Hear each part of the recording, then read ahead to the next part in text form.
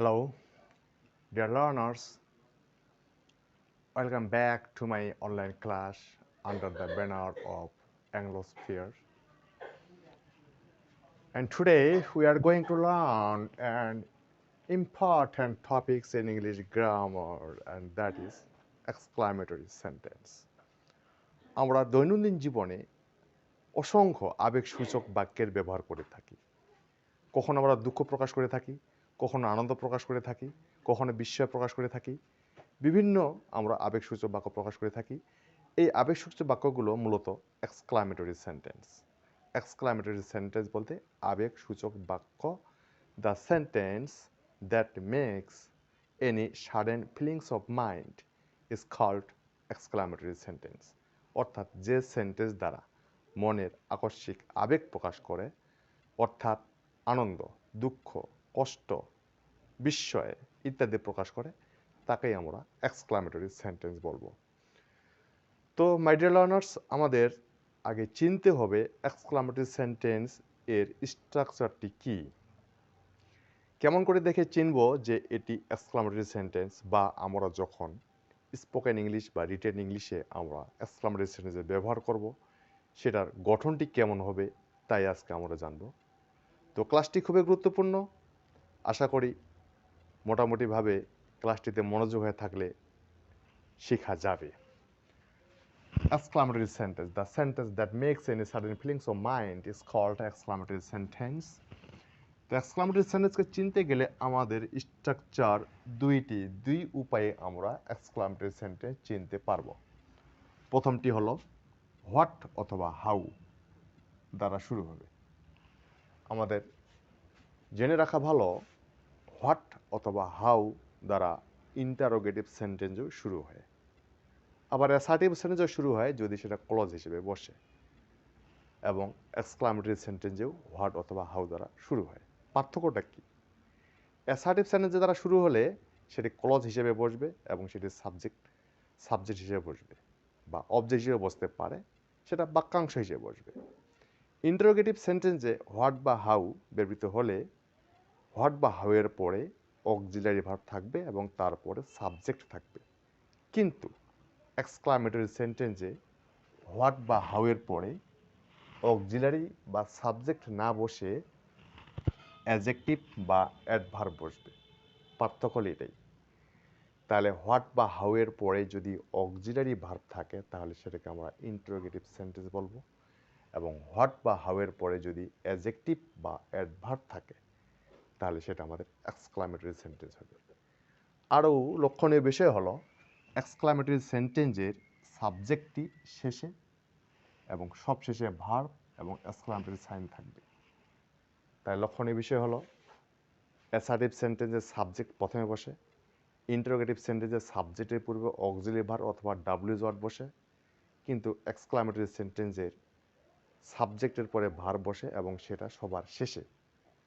Number 2 নম্বরে আমরা চিনব interjection plus exclamatory sign plus statement. Interjection এটা একটি পার্টস অফ স্পিচ, একটি ওয়ার্ড যে সকল ওয়ার্ড দ্বারা মনের আবেগ প্রকাশ করে সেটা হবে ইন্টারজেকশন। ইন্টারজেকশন এবং এক্সক্লামেটরি সেন্টেন্স সংজ্ঞা এবং তাদের ব্যবহার একই, শুধু পার্থক্য ইন্টারজেকশন একটি ওয়ার্ড, একটি পার্টস অফ স্পিচ মাত্র, আর এক্সক্লামেটরি সেন্টেন্স একটি পুরো সেন্টেন্স, সেখানে পুরো সাবজেক্ট ভার্ব বাকি অংশ থাকবে। তাহলে যখন পুরোপুরি সেন্টেন্স হবে সেটা এক্সক্লামেটরি সেন্টেন্স, আর একটি মাত্র ওয়ার্ড যেমন এলাস, ব্রেভো, ফাই, এগুলো সব আমাদের ইন্টারজেকশন। এই জাতীয় ইন্টারজেকশন দিয়েও আমাদের এক্সক্লামেটরি সেন্টেন্স শুরু হতে পারে। এক্ষেত্রে ইন্টারজেকশনাল ওয়ার্ডটি ব্যবহার করতে হবে, তারপরে ইন্টারজেকশনাল সাইন ব্যবহার করতে হবে, এবং শেষে আমাদের একটি স্টেটমেন্ট থাকবে। তাহলে আমরা এই দুইটি স্ট্রাকচারের মাধ্যমে এক্সক্লামেটরি সেন্টেন্সকে চিনতে পারবো। উদাহরণস্বরূপ, হাউ ইজি ইংলিশ ইজ, এখানে আবেগসূচক চিহ্ন আছে, অর্থাৎ আমি অবাক হয়ে গেলাম অথবা আমি আবেগালুপ্ত হয়ে গেলাম যে ইংরেজি এতই সহজ। আমাদের ভাবটাও ঠিক সেভাবে প্রকাশ করতে হবে। যদি বলি ইংরেজি এত সহজ, সিম্পলি অ্যাসার্টিভ মতো শোনাবে। How easy English is, English কতই না সহজ। হাউ ইজি ইংলিশ ইজ, আমাদের ভঙ্গিমা গেস্টারটা ঠিক আবেগ প্রকাশ করছি এমন ভাব প্রকাশ করতে হবে। Next, bravo we have won the game, অর্থাৎ বাবা আমরা খেলায় জিতে আছি। Bravo we have won the game, আমরা খেলায় জিতে আছি। সাবাস, আমরা খেলায় জিতে আছি। তাহলে এই উক্ত সেন্টেন্স দুটি দ্বারা আমরা মনের আবেগ প্রকাশ করলাম, দ্যাট ইজ এক্সক্লামেটরি সেন্টেন্স। তাহলে এক্সক্লামেটরি সেন্টেন্স আমরা স্ট্রাকচারটি চিনলাম এবং উদাহরণসহ গঠনও জানলাম। কিন্তু যদি আমরা কোনো অ্যাসার্টিভ সেন্টেন্সকে এক্সক্লামেটরি সেন্টেন্সে রূপান্তর করতে চাই, একটা বিবৃতিমূলক বাক্যকে যখন আমরা বিস্ময়সূচক আবেগসূচক প্রকাশ করব, সেক্ষেত্রে ফরম্যাটটা কেমনে করব সেটা একটু জেনে নিই।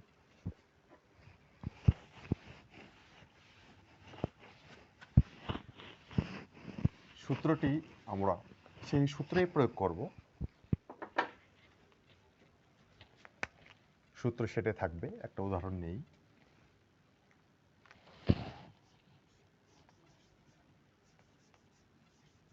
The man is very helpless, অর্থাৎ মানুষটি হয় খুব অসহায়।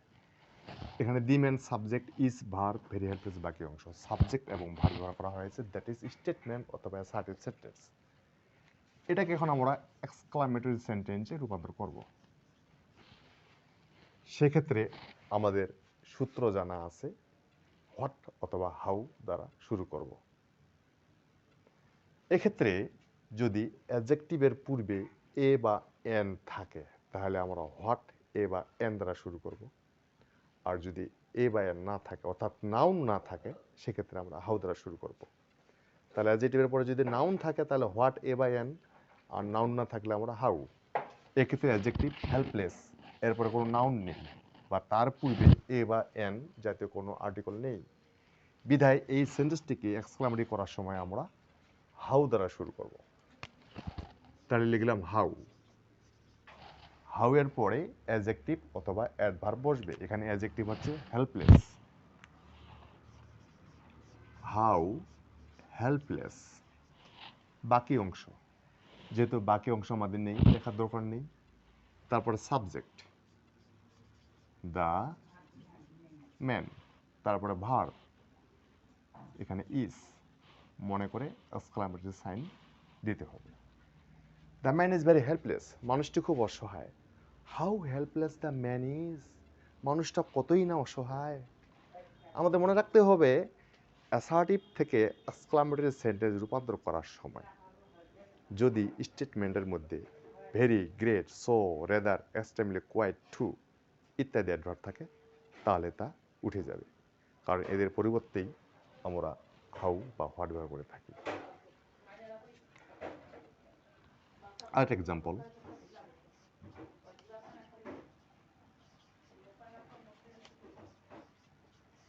it is a very